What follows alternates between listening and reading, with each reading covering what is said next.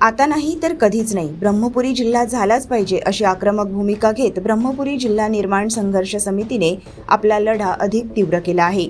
शासकीय विश्रामगृह येथे हरिचंद्र चोले यांच्या अध्यक्षतेखाली आणि मुख्य जिल्हा निमंत्रक कॉम्रेड विनोदभाऊ झोडगे यांच्या मार्गदर्शनाखाली झालेल्या सभेत या मागणीसाठी महत्त्वपूर्ण ठराव मंजूर करण्यात आले. या चळवळीला लोकचळवळीचे स्वरूप देण्यासाठी समितीने महाराष्ट्राच्या मुख्यमंत्र्यांना 1,00,000 पत्रे पाठवण्याचे ऐतिहासिक उद्दिष्ट ठेवले आहे. तसेच ब्रह्मपुरी, नागभीड, सिंदेवाही या तालुक्यांचे विभाजन करून मेणकी, मुडजा, तळोदी, बाळापूर, नवरगाव यासारखे नवीन तालुके निर्माण करण्यासाठी शासन स्तरावर पाठपुरावा करण्याचा निर्णय घेण्यात आला. ग्रामीण व शहरी भागाचा पाठिंबा मिळवण्यासाठी प्रत्येक ग्रामपंचायत आणि नगर परिषदेकडून जिल्हा निर्मितीचा अधिकृत ठराव घेतला जाणार आहे. या लढ्याची पुढील दिशा म्हणून 27 फेब्रुवारी रोजी दुपारी 1 वाजता तहसील कार्यालयावर धडक देऊन उपविभागीय अधिकाऱ्यांमार्फत मुख्यमंत्री व महसूल मंत्र्यांना निवेदन दिले जाणार आहे.